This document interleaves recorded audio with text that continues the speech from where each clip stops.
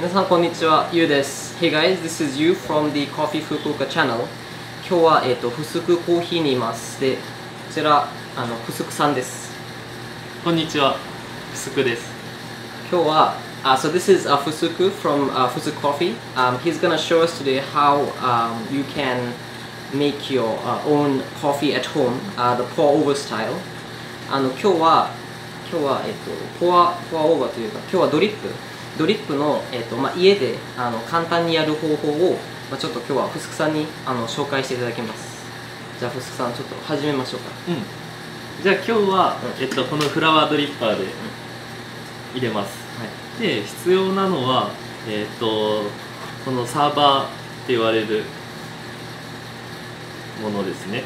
ドリッパー、サーバー、あとあれば便利なのはこのスケールっていう計量器です。計量器を使います。で、あとはこのドリッパーにはペーパーフィルターを使います。一つ、フスクさんはなんで漂白を使うんですか？もう一つありますよね、茶色いやつ。そうですね、僕、個人的な感想なんですけど、この漂白された白いペーパーフィルターの方が紙臭さが少ないのかなって感じます。僕も結構そう感じてて、だからフスクさんもちょっと真似て白いその酸素漂白を使ってます。じゃあコーヒー豆何でいきましょうか。今日はこのフスクブレンドっていううちのオリジナルブレンドの豆を使います。この豆は中入りのブレンド豆ですね。で、自宅で入れる時のポイントとしては、まずやりがちなのが豆の量を測らないってこと、だけどしっかり毎回入れる時に少し面倒ですけど、豆の量を毎回測った方が安定したコーヒーの抽出につながります。豆を測る、つまり、スプーン、メジャーを使わない方がいいってことですか？そんな感じです。さっき見せたこうやってこの計量器で何グラムっていうグラム単位でしっかり測った方がいいですね。このメジャーカップ何杯分って言ったら毎回ちょっと誤差が出てしまうんで、しっかりとデジタルスケールでグラムを測った方がいいです。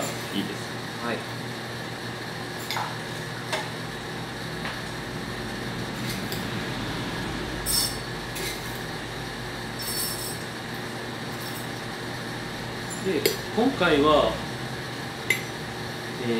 20g の豆の量を使います。あと、コーヒー屋さんによってやっぱみんな使う豆の量ってちょっと違うんですか？ですね。お店によっては、少しその人によって変わります。うちは贅沢に、一般的に言われる量よりは多い量をいつも使ってますね。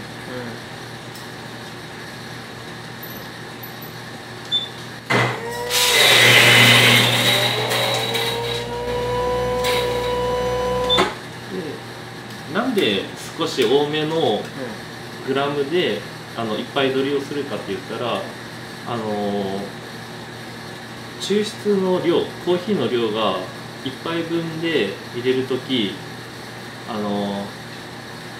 多めの豆を入れた方が抽出がしやすいです。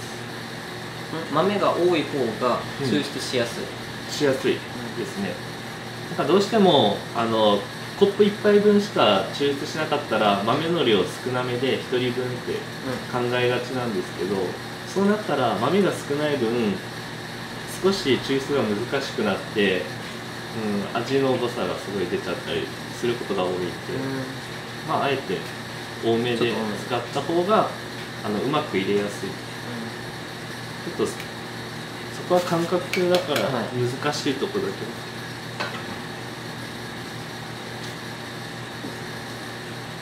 今は何をされてるんですか？レベリング？コーヒーのお湯を注ぐときに、ここが平らであった方が、安定した蒸らしにつながるからちゃんと平らにしてあげてます。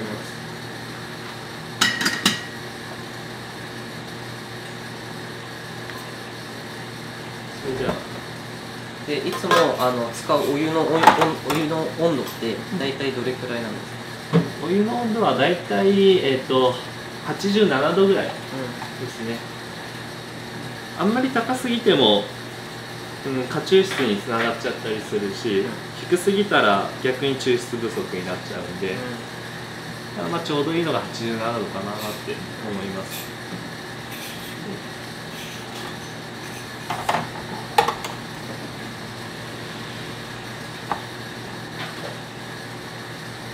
まあ、もし家にあったらこういったお湯の温度を測る温度計があったら便利ですよね。それは何でもいいんですか？お湯のこの温度計って例えばなんか僕はミルクピッチャーのなんか、あれで使ってるんですけど、カリタのアナログのやつ、そんな感じでもいいんですか？そんな感じで全然大丈夫ですよ。ただもしこういうデジタルの温度計だったらあまり、安いやつ買いすぎたらこの反応が遅くなっちゃうんでストレスにつながりますね。じゃあちょっともっと正確なのあった方がまあやりやすい。やりやすいです。その温度がすぐなんていうのか、この温度がすぐ表示される、温度計。だいたい安いやつって少しタイムラグがあるんですよ。だからちょっとお金高くしていいやつ買った方がまだいいかも。で今はこれ冷やしてるんですか？はい、さっき言った87度っていう温度に合わせるために水をちょっと入れてあげてます。だいたい沸騰したてのお湯を入れたら90度台だったりするんで、そこから早く温度下げるために水をさしてます。じゃあ早速入れていきましょう。まず、大切なのはこのペーパーフィルターにお湯をかけないこと。かけない。コーヒーの粉のところにお湯をかけるっていうのが大事です。ということはできるだけ真ん中に。はい、最初は真ん中に垂らすことが、いいと思います。いきます。はい。あんまりドバドバ入れずに優しく豆全体にお湯がいくようにかけてあげます。でちょっとこう数滴出るぐらい入れていいんですか？最初は。ですね、最低限のお湯で十分なので、ポタポタポタって数滴落ちるぐらい、そのぐらいのお湯の量で全然いいです。ちょっと膨らんできますね。はいですね。お湯をかけたらガスが出てぷくって膨らんでますね。だいたい30秒ぐらい蒸らします。いきます。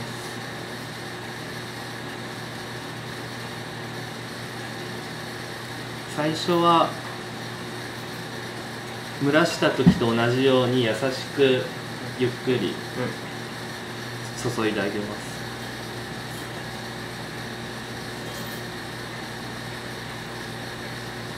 すくさんは何回に分けて、今回は入れるんですか？だいたい特に決めてないですね。何回分けるとか、抽出の量を最終的に決めた量まで落ちるまで注ぐんで、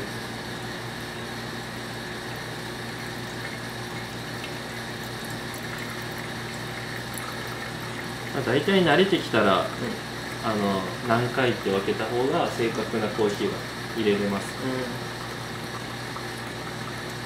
最初のうちは、目安としてる抽出の量までいったらストップするっていうのでいいと思います。